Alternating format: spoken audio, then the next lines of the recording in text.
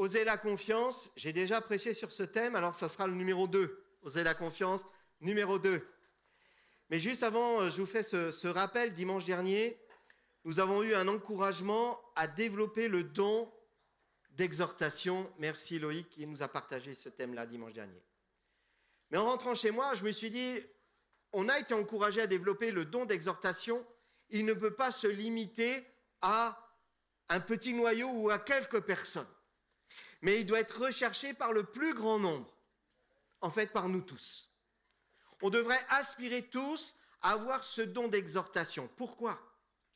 L'exhortation, je vais changer le mot, c'est encourager. Encourager nos enfants. Ça, vous aimez encourager les enfants ? Allez, vas-y, travaille bien, tu vas voir un bon travail après, tu vas avoir un bon salaire. Hein ? On est assez forts les parents pour ça. C'est ce qu'on dit. Il y a peut-être des enseignants par là.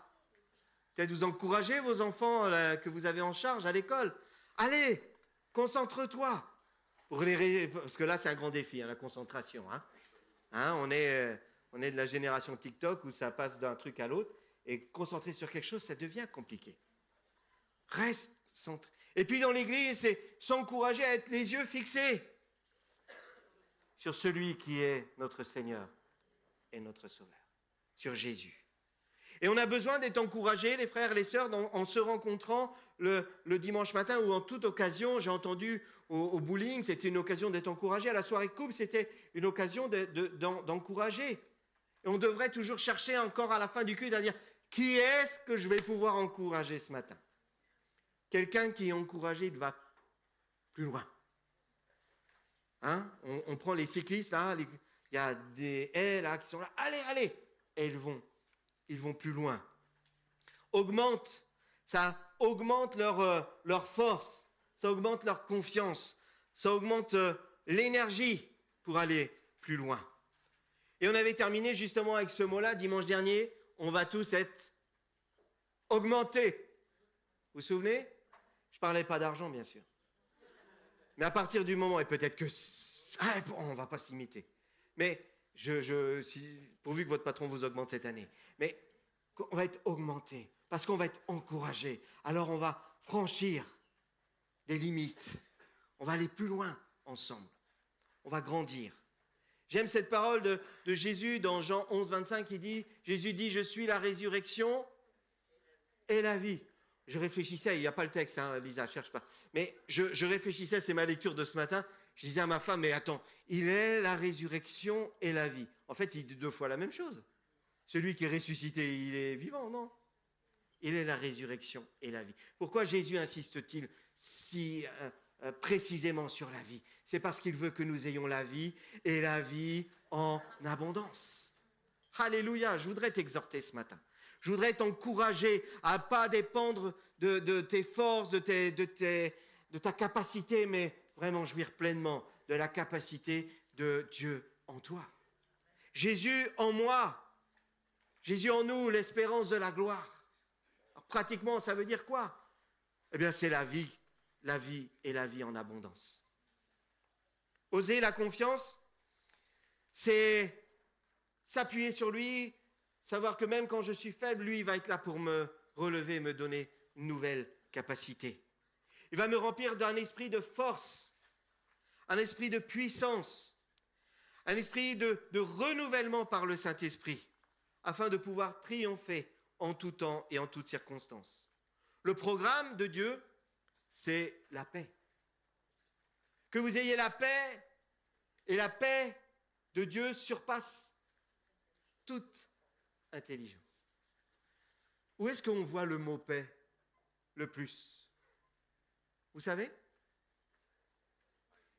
Dans les cimetières. Merci. Il est écrit quasiment sur toutes les tombes. Ici repose en paix. C'est mort, mais c'est en paix. Sur la pierre, il n'y a pas eu le temps d'écrire. Ici repose en paix. Parce que la paix, elle n'est pas restée dans la mort, elle est arrivée dans la vie. Et la vie du ressuscité t'amène la paix. Amen. Il est la paix. Repose à l'ombre du Tout-Puissant. Repose en paix à l'ombre du Tout-Puissant. Dans notre monde, aujourd'hui, on voit combien la paix est fragile. On voit nos jeunes s'entretuer. Je ne sais pas, mais j'ai jamais entendu autant parler de couteaux. Je n'ai pas souvenir que dans ma jeunesse, peut-être que ça date, mais on parlait excusez-moi du terme, mais de se planter comme ça. Pas autant en tout cas. Là, une info dramatique pousse une autre info dramatique. Les grenades, les couteaux, les règlements de compte. Voilà l'état de notre pays. Et difficile aujourd'hui de se sentir en sécurité. Je sais que c'est le gros débat politique. Sentiment de sécurité, insécurité, on nous en parle. Paix, guerre. Mais la Bible nous dit que dans la fin des temps, on entendra parler de bruit de guerre. Et aujourd'hui, à la porte de notre pays, à la porte de notre nation, on entend parler de bruit de guerre. Notre société est impactée par des troubles qui aujourd'hui mettent l'insécurité. Mais pour nous qui avons Jésus-Christ dans notre vie, nous savons que notre paix ne dépend pas des temps et des circonstances, des politiques ou de ce qu'il y a autour de nous, mais elle dépend de ma confiance et de ma relation avec celui qui est la source de la paix. Il est ma paix. Est-ce que tu peux te l'approprier ce matin? Dire Jésus est ma paix. Il est mon refuge, il est mon réconfort, il est ma forteresse.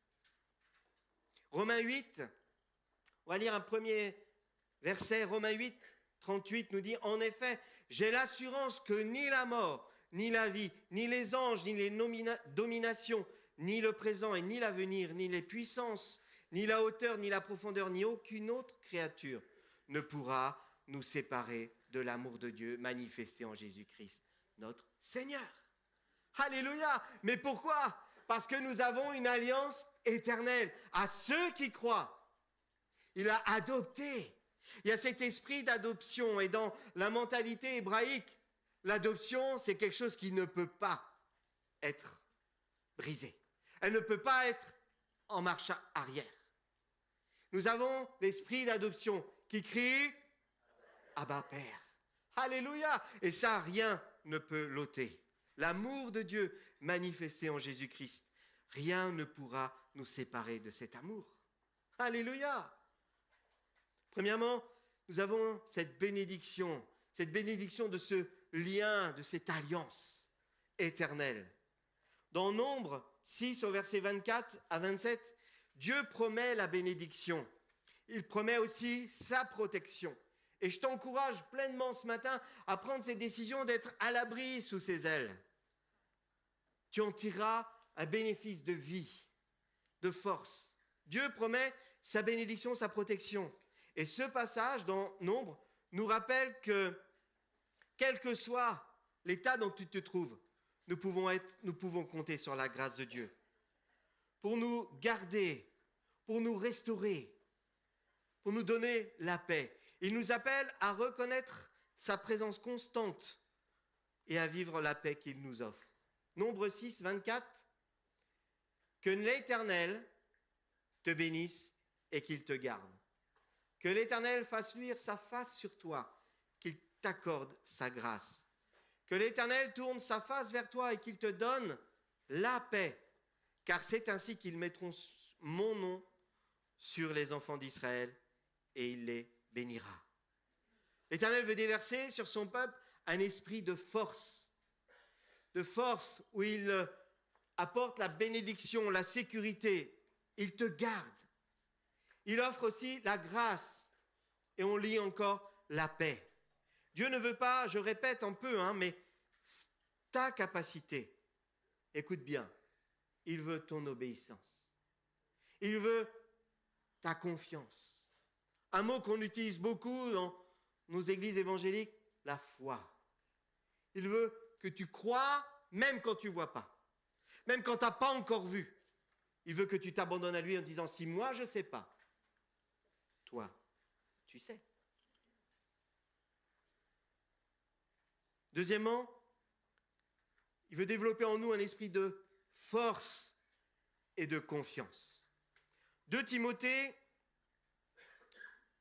1 au verset 6 souligne que Dieu ne cherche pas à ce que tu développes des choses qui viennent de toi-même.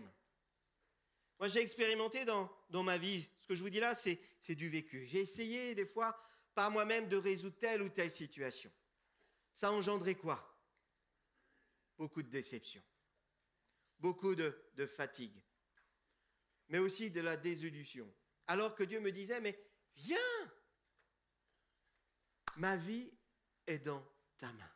Fais-moi confiance, j'ai pour toi des projets de paix et non de malheur, afin de te donner un avenir et de l'espérance.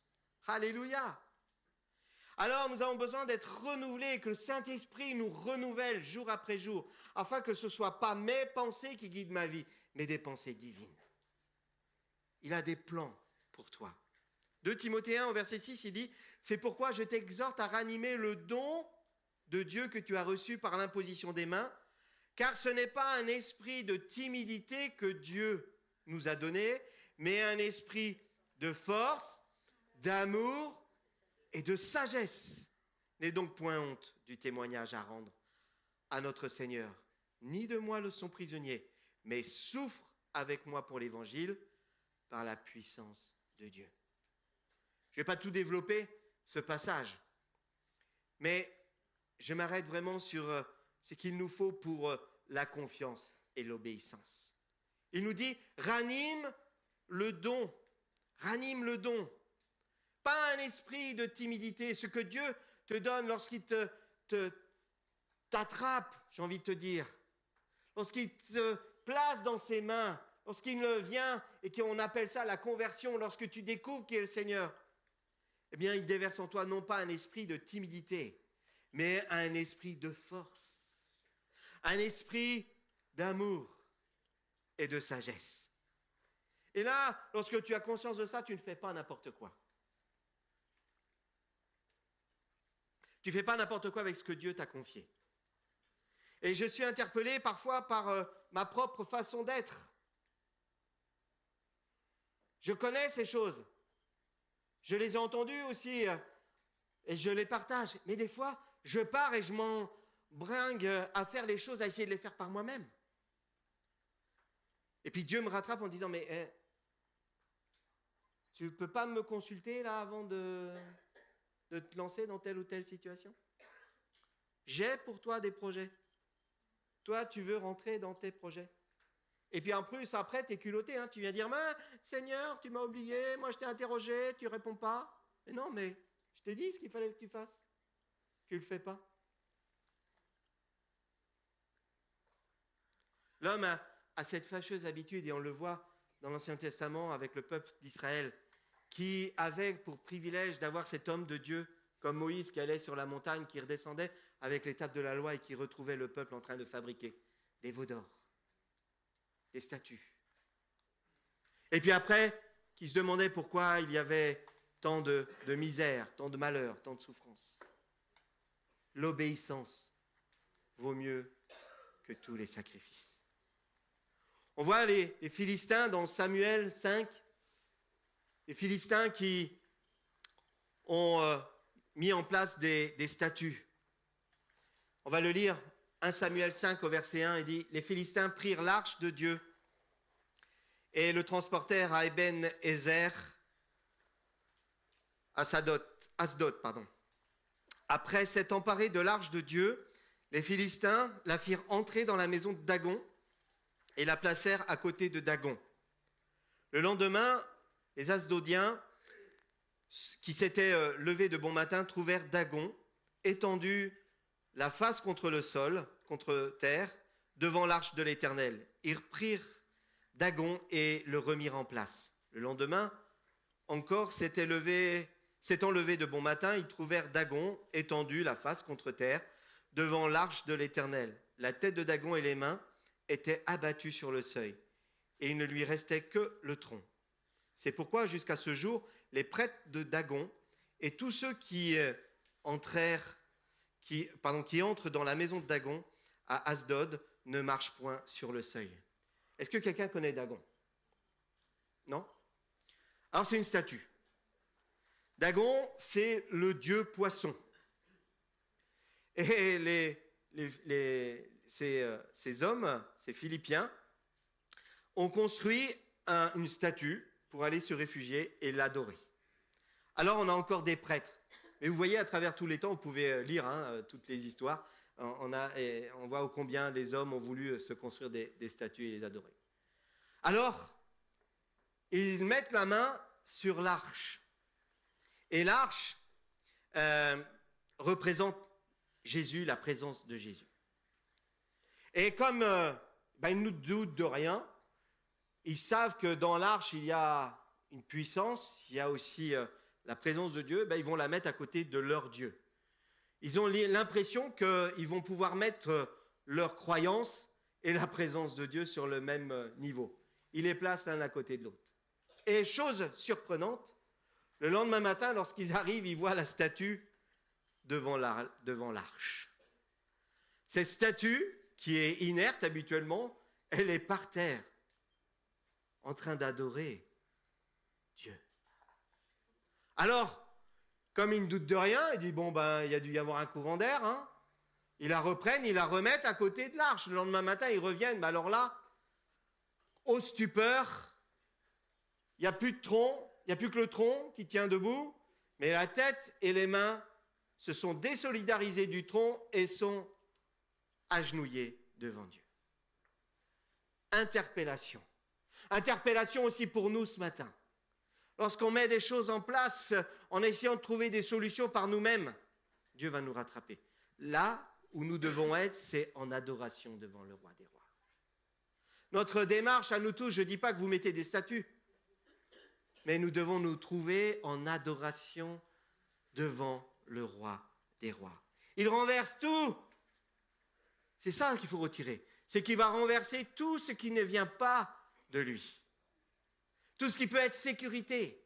Tout ce qui peut être mis aussi en premier. Souvent dans notre vie, on sent qu'il y a des blocages. Mais est-ce qu'il y a ça ou ça qui ne devrait pas être mis en second plan et Dieu en premier? Vous savez ce qu'ils vont retirer? Ils vont retirer d'une chose terrible, ces pauvres Philippiens. Parce qu'il va y avoir une sanction qui va être terrible et qui va les chatouiller pendant un petit moment. C'est que la main de l'Éternel s'appesantit sur les Asdodiens et il mit la désolation parmi eux. Il les frappa d'hémorroïdes. Je ne savais pas que ça existait dans la Bible, moi. Vous saviez, vous? Parler d'hémorroïdes? À Asdod et dans son territoire. Il y a des choses, du coup, inconfortables qui arrivent et qui te permettent de dire « Ah, j'avais pas à m'asseoir là. J'avais pas à prendre place là. J'en retire des choses inconfortables dans ma vie. »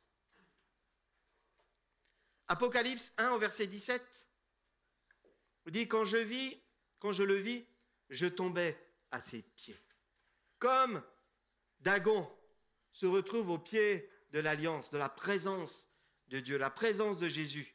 Là, quand je le vis, je tombais à ses pieds comme mort devant le roi des rois.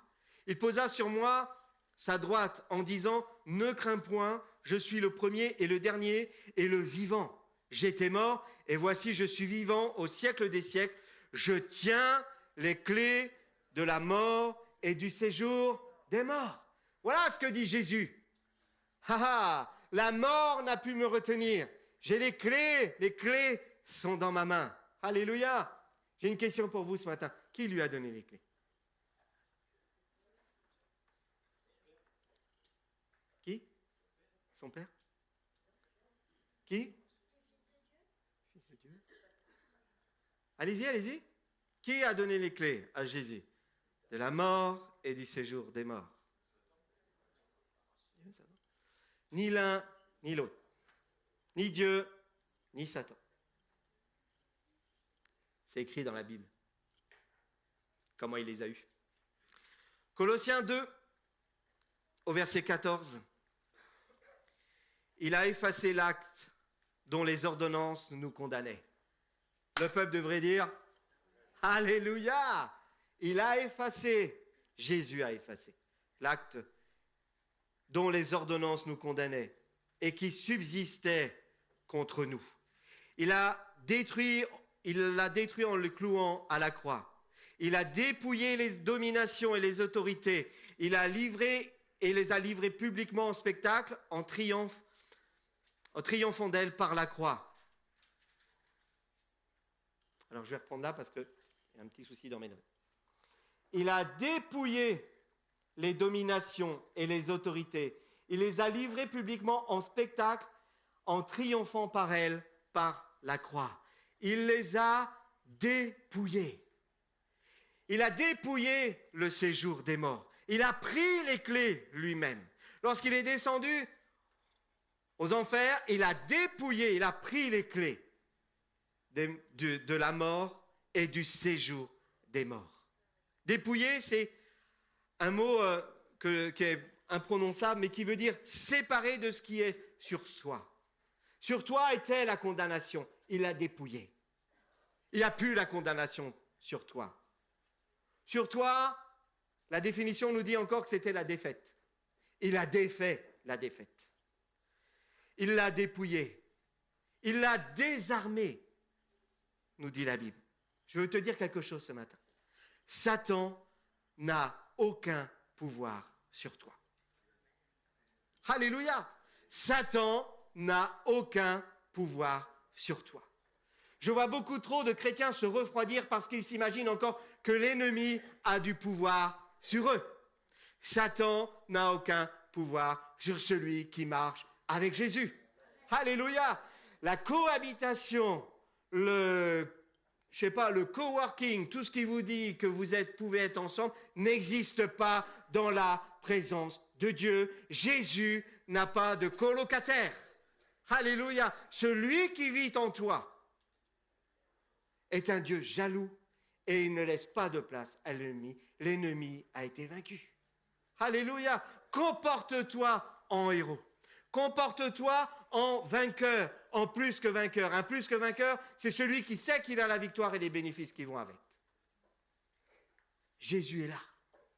Et chaque jour, il nous donne de triompher. Un petit conseil, juste. Ne laisse pas le non-pardon prendre la place. Le non-pardon est quelque chose qui te coupe de la présence de Dieu. Ne laisse pas le péché prendre la place. Le péché est quelque chose qui te coupe de la bénédiction de Dieu. Mettons nos vies en règle. Examinons nos cœurs et venons avec un cœur repentant. Troisièmement, l'autorité de Christ. Nous l'avons. Et nous l'avons par la croix. Il a triomphé pour nous. L'histoire de l'Arche de l'Alliance, comme on l'a vu avec Dagon, Dieu nous demande d'être dans cette même position. Et c'est pour ça que nous aimons louer le Seigneur. La louange met Dieu, Jésus, à la première place. Dans Apocalypse 1, verset 17-18, que je viens de vous lire, nous montre que Christ a triomphé sur toutes les puissances ennemies. Satan n'a pas de pouvoir sur nous, car nous sommes revêtus de la victoire de Christ. Une chose importante à connaître, c'est que le voile a été déchiré. Alléluia! Le voile a été déchiré. Nous avons un libre accès auprès du Père par Jésus-Christ. Il n'a pas juste été troué un petit peu où tu peux regarder de temps en temps. Non, l'accès est complet. L'accès est parfait. Le voile est déchiré de haut en bas. Et avec un cœur repentant, avec un cœur adorant, tu viens dans la présence de Dieu, tu prends la victoire qui est acquise à la croix de Jésus-Christ et tu sors victorieux. Et à ce moment-là, tu peux apporter aussi un témoignage puissant et vivant pour toucher les cœurs, pour toucher les vies. Matthieu 27, au verset 51, nous dit « Voici le voile du temple se déchira en deux. Depuis le haut jusqu'en bas, la terre trembla. » Écoutez bien, les rochers se fendirent, les sépulcres s'ouvrirent, et plusieurs corps des saints qui étaient morts ressuscitèrent. Étant sortis des sépulcres, après la résurrection de Jésus, ils entrèrent dans la ville sainte et apparurent à un grand nombre de personnes. Le centenier et ceux qui étaient avec lui pour garder Jésus, ayant vu le tremblement de terre et ce qui venait d'arriver, furent saisis d'une grande frayeur et dirent « Assurément, cet homme était fils de Dieu. » Assurément, cet homme était fils de Dieu. Tu m'étonnes. Tu m'étonnes. Le voile dont il nous est parlé, ce n'est pas un voile de 2 mètres sur 3 mètres. Hein. C'est plus d'une dizaine de mètres. En haut, pareil, en largeur. Et le ciseau qui a pu le couper n'existe pas. Il a été ouvert. Le libre accès auprès du Père à la puissance de Dieu est accessible pleinement pour toi, jour après jour. Cette puissance de résurrection est là pour nous, pour le peuple de Dieu. Amen. Là où il y a la mort, il redonne la vie. Et vous savez, comme le jour de la Pentecôte où il y a eu un grand tremblement, où les gens ont été touchés, le même tremblement où le jour où le voile est déchiré, apparaît un grand tremblement. Et là, les rochers se fendent. Et je l'ai reçu il y a quelque temps où le Seigneur m'a déposé dans le cœur que lorsque les rochers sont fendus, ça représente aussi les choses difficiles dans ta vie que tu as depuis longtemps, où Dieu te dit, mais tu as tourné autour de ce rocher, tu ne savais pas comment il allait pouvoir se résoudre, et tu dis à cette montagne, jette-toi dans la mer, mais cette montagne ne bouge pas, eh bien le Seigneur va le fendre en deux, et tu vas voir la solution pour ta vie. Alléluia!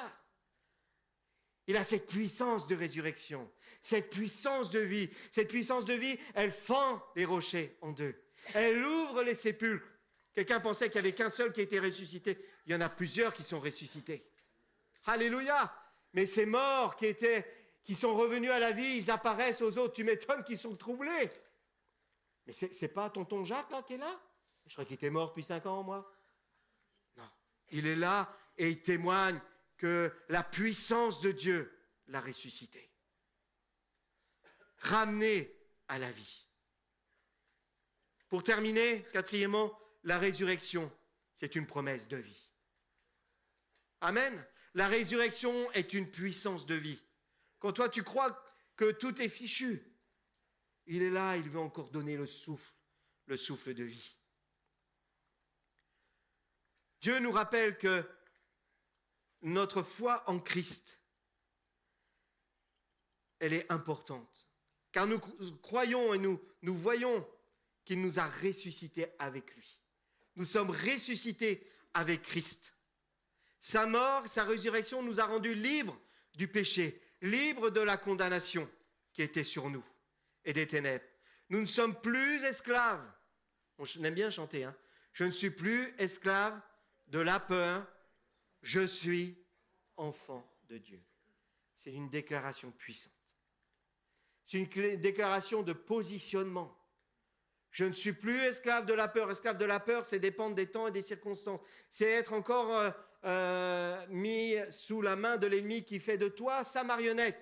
Non, je ne suis plus esclave de la peur. Je suis enfant de Dieu. Et à ce titre-là, j'ai mon rang à tenir.